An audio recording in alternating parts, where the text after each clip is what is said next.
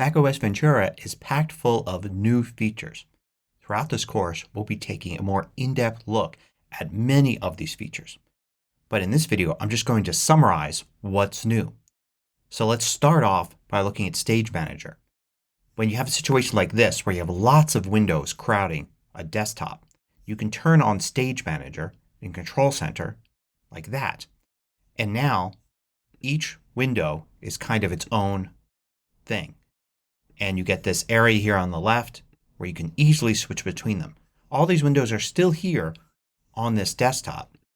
And you can group them in various ways, as we'll see in a whole lesson just on Stage Manager. This is just a new way to multitask and isn't something you need to use. You can continue to use Mission Control or just manage your windows as you like. This is just an additional way to do it. The Mail app has a variety of new features as well. There's improved search. So you can search for something and it will find it even if you've maybe misspelled it a little bit or used a different word. When you compose a new message and go to send it, you can have it scheduled to be sent later if you like. You can also send, and then there's an undo send button here. Basically it delays sending for about 10 seconds so you can change your mind. Spotlight has some new features. If I bring it up here with Command Space, one of the things I can do is search for a term, and in addition to documents and other things, I'm also going to get images in my Photos library right here.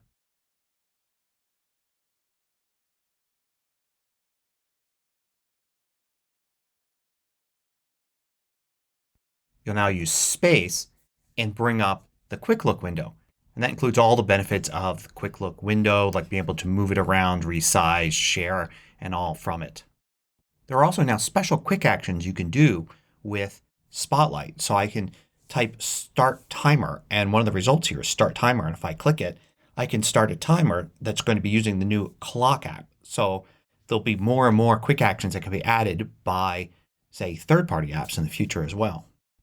In Safari, with tab groups, you can now share a tab group. So you can collaborate with somebody with a shared group of tabs between you and their Mac. When you're in a tab group like this and create a new tab, you get a start page.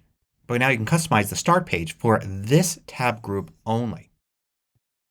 When you go to a website and sign up, you get a suggested password like before. But now you can also choose other options here and edit the password directly. The Messages app has some new features. You can now undo send and edit messages. So you can control click on this, edit, change the message, and now it's edited. You can see the history there, and so can the other person. And of course this works best if the other person's also using the latest operating system, either iOS 16, iPadOS 16, or macOS Ventura. But you can also just undo send and take it away. Again, it requires the other person to have an updated Mac or iOS operating system. Also, you can now mark as unread a conversation on the left. A huge new change is System Preferences is now gone and it's now System Settings. So the System Settings window looks a lot like what you'll see in the iPad and on the iPhone as well. On the iPad you see this list here on the left. It looks very much like this. So you may already be used to this kind of settings app. And you choose the category that you want, like Appearance or Control Center, and then items appear here on the right. What's nice about this new system is that you can scroll through this here. So everything is kind of in a linear list. And a lot of things are now tucked away under General. So they don't have their own top level settings panel, but they're now hidden kind of here in General out of the way. So this list is a little bit shorter. And of course third-party extensions will be towards the bottom. And you get to pretty much everything that you had before. It's just in a different location. What will help out a lot is that you can search and find things that way. And the search is a little more robust than it was in System Preferences. There are two new apps. One is the Clock app, and it works just like it does on iOS and the iPad. You've got the world clock screen, and you could add new clocks here. You've got an alarm screen and you could add new alarms. So finally we have native built-in alarms on the Mac. You have a stopwatch screen and a timer screen. And you could start timers. And when you do so, you even see the timer up here. The weather app is just like the one on the iPhone. You can add locations here by searching for the location. And then you could just get the weather, or you could click the add button to add it to the left side there. And then you can get detailed information, weather maps. Each one of these you can dig down further into it to get more information about that item. Existing apps have some improvements. For instance, for reminders, you can now pin a list so it stays there at the top. You can create a template. So you can go to File and then Save as Template, and it will save the current list as a template. And then you could start a new list using that template. So for instance, you may have a packing list for going on vacation. You can create a template for that. And then each time you're about to go on vacation, you can create a new list starting with that template. And then after you create the list from the template, you can customize it and then proceed to mark items as complete on that list and then have that template for next time. Also, searches for things like tags can now do Boolean operators. So you can search for any of the selected tags, which is the OR Boolean operator, this or that, or all. So you can say you only want to have things that have all of those tags, this and that. Now I don't cover the Photos app in this course, but the releases of the Photos app come with each system. So there are some new features in the Photos app you should know about. One is that you've got a special duplicates album here that shows you any photos that are identified as duplicates. And you can merge these items. And what merging will do is you only get one of the items. If they're identical, it doesn't matter which one. You just get one. But information like captions and titles and also which albums these are in are all merged.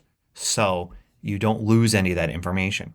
In cases where you do have maybe multiple versions with resolutions but it's the same photo, it'll keep the highest resolution photo, which makes sense.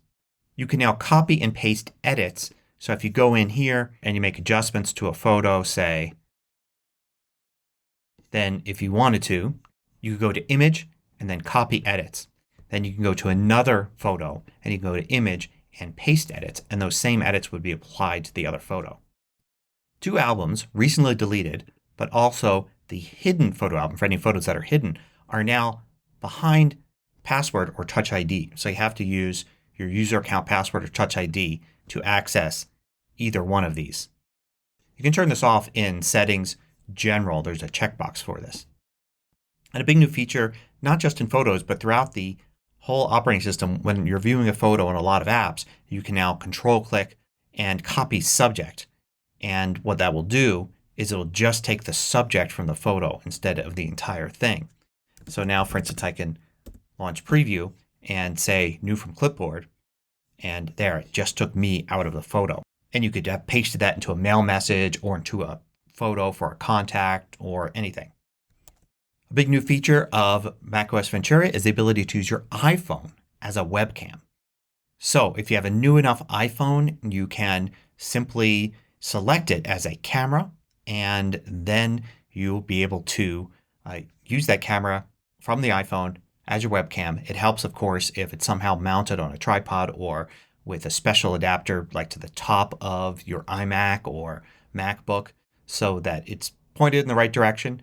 But you can use this as a better webcam because the iPhone has better cameras than what you would find, say, at the top of your screen on a typical Mac. There's a feature you can turn on in accessibility. Under Hearing, there's live captions. And you can turn on live captions, and then what happens is that when you watch a video, then the speech in the video will be converted in real time to text on the screen. And of course it's not 100%, but it does work. So let's bring up a video here. And this is just a video of me talking. This is a test to see how well live captions work on videos. And you also have the option here to turn it on for FaceTime.